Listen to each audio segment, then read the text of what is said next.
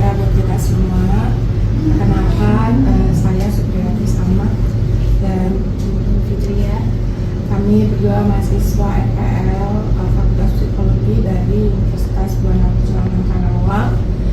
Hari ini akan membahas tentang masalah gangguan kepribadian NPD. Sudah hadir bersama kami narasumber Bapak Dr. Muhammad Daniel Umar SPKJ MKes. Beliau adalah psikiater pada Rumah Sakit Jiwa Dr. Soeharto Herjan, Jakarta. Assalamualaikum, selamat siang dok. Ya, selamat siang Bu Yati, apa kabar? Alhamdulillah. Ya. Terima kasih. Ada apa ini, mau ngapain? Ini kami ada ingin bertanya tentang masalah gangguan kepribadian narsistik yang dijelaskan dalam DSM-5 PR atau PPDGJ. Menurut dokter barangkali. Ya. Jadi terima kasih. Assalamualaikum warahmatullahi wabarakatuh. Selamat siang, selamat sejahtera buat kita semua ya. Di sini kita sedikit menyinggung tentang apa itu NPD atau narcissistic personal disorder ya. Jadi semacam gangguan kepribadian narsistik ya.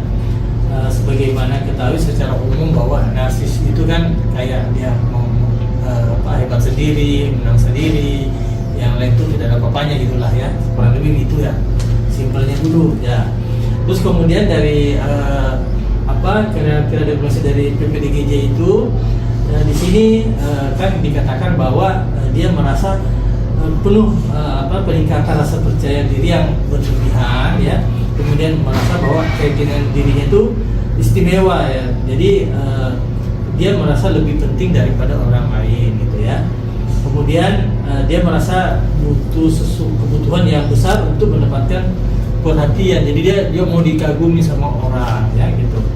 Kemudian dia sayangnya dia itu adanya kurang empati ya, sehingga dia kesulitan untuk mengenali atau peduli terhadap perasaan orang lain. Jadi dia mungkin mau dimengerti, tapi dia mungkin tidak mau mengerti orang lain, kurang lebih itu.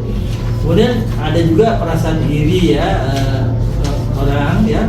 Kemudian keyakinan bahwa orang ini pada sesuatu hal yang jadi terkait dirinya gitu, jadi dia merasa bahwa orang lain itu iri pada dirinya gitu kan, jadi dia seperti itu gitu, karena dia merasa orang yang paling berharga, orang yang paling berlebih seperti itu. Namun kalau menurut diagnosis daripada DSM ya, DSM 5 TR, jadi di sini dia dikatakan ada suatu pola yang grandiositas, jadi perasaan yang penuh, yang meresap dengan adanya fantasi dan perilaku. Kemudian juga kebutuhan akan kekaguman, dia ingin mau dikagumi, kurang lebih sama tadi. Kemudian hanya memang dia kurang empati, di mana bisa saja dimulai sejak awal masa dewasanya. Kemudian juga hadir dalam berbagai konteks seperti yang ditunjukkan di dalam beberapa hal di bawah ini ya. Misalnya dia merasa memiliki rasa penting ya, dirinya berlebihan ya, melebih-lebihkan prestasi bahkan dirinya gitu ya. Kemudian dia ingin ada semacam pengakuan sebagai sesuatu yang superior tanpa prestasi yang sepadan ya. Kemudian juga berikutnya bahwa dia ini disibukkan dengan fantasi-fantasi yang kayak kesuksesan, kekuasaan ya, pencemerlangan. Kalau dia wanita dia cantik, kalau dia seorang laki-laki dia kegantengan gitu. Kemudian ada juga merasa cinta yang tidak terbatas gitu ya. Kemudian juga dia merasa bahwa dirinya istimewa ya dan unik, hanya dapat dipahami atau harus bergaul dengan satu orang-orang yang istimewa dan mesti yang berstatus tinggi seperti itu. Kemudian juga bahwa orang yang NPD ini sama ya, juga membutuhkan ya kekaguman orang lain, dia mesti dikagumi. kemudian dia merasa memiliki hak, yaitu harapan kadang-kadang tidak masuk akal, kemudian akan perlakuan yang sangat menguntungkan, maunya dia menguntungkan bagi dia gitu kan, tapi dia tidak memikirkan orang lain seperti itu. Jadi itu kurang lebihnya menurut kriteria diagnosis daripada PPDGJ 3 dan DSM 5 TR ya gitu. Ya. Apa perbedaan antara sifat narsistik dan gangguan kepribadian narsistik? Jadi yang normal sama yang terganggu. Ya namanya gangguan ya, dia merasa kepentingannya dia sendiri saja gitu kan, tidak melihat kepentingan orang lain seperti itu ya. Nah kalau kita melihat perbedaan sifat narsistik sama gangguan ini ya, sifatnya ini merujuk pada karakteristik atau pola perilaku yang menunjukkan bahwa dia mempunyai rasa diri yang tinggi ya, rasa pede ya, percaya diri tinggi untuk dihargai, kemudian merasa superior ya, lebih di atas daripada orang lain ya. Nah ini sifatnya ini bisa saja ditemukan pada banyak orang dalam derajat tertentu dan tidak selalu menunjukkan gangguan mental. Jadi seperti tidak kelihatan ya gangguan, tetapi dia nanti kita bisa menyadari ketika bahwa kalau kita sudah mengikuti ya bahwa ternyata ini agak beda dengan yang lain gitu ya. Nah kemudian dia bisa kemudian dia mengagumi dirinya sendiri, merasa bahwa mereka lebih muda daripada orang lain ya. Tetapi ini tidak mengganggu fungsi sosial hubungan mereka secara signifikan. Jadi dia bisa merasa seperti itu, tapi dia tetap bisa mengerjakan pekerjaannya, dia tetap bisa menyelesaikan pekerjaannya ya.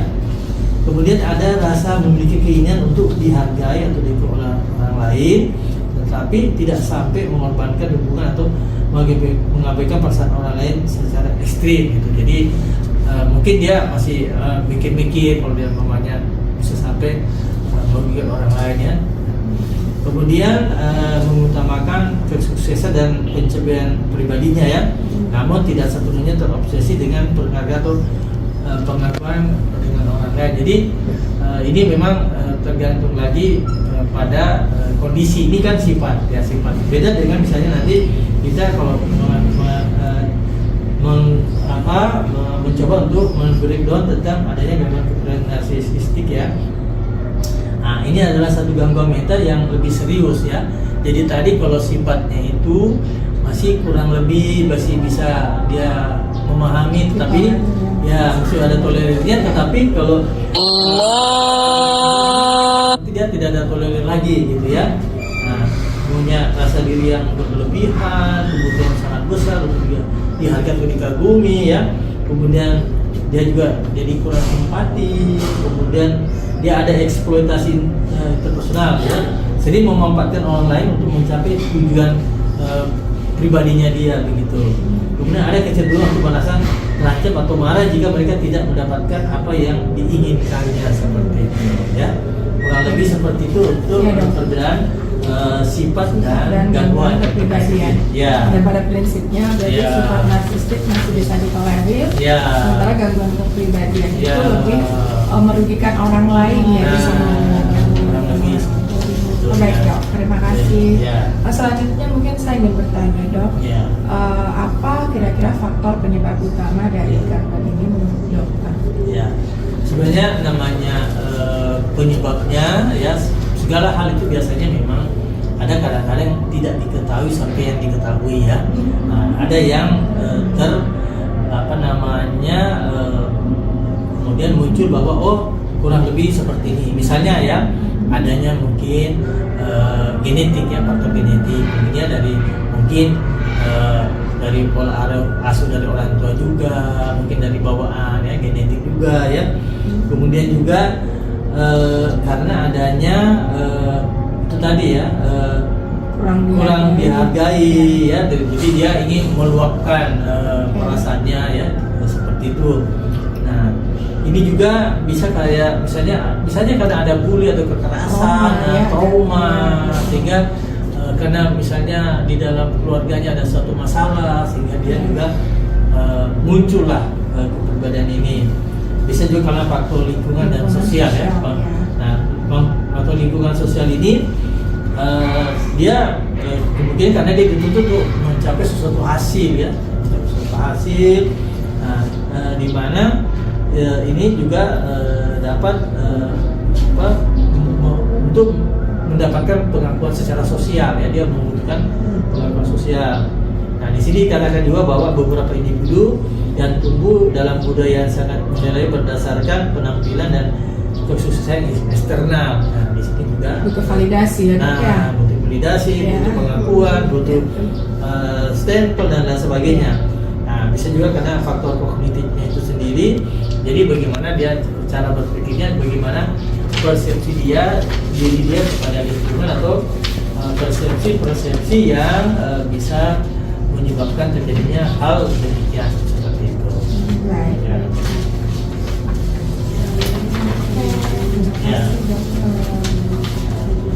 Selanjutnya, mungkin saya akan bertanya, apakah ada pengalaman praktek dokter untuk menangani pasien dengan gangguan MTD ini di rumah sakit ini? Ya, memang biasanya kita itu ketika kita berbicara, wawancara dengan klien atau pasien itu kita memberikan kebebasan berbicara. Pokoknya punyanya dia semua lah. Kita bisa lihat di situ, saya kok merasa tidak dihargai, saya kok merasa saya sudah banyak pengorbanan gitu ya. Jadi memang harus ada semacam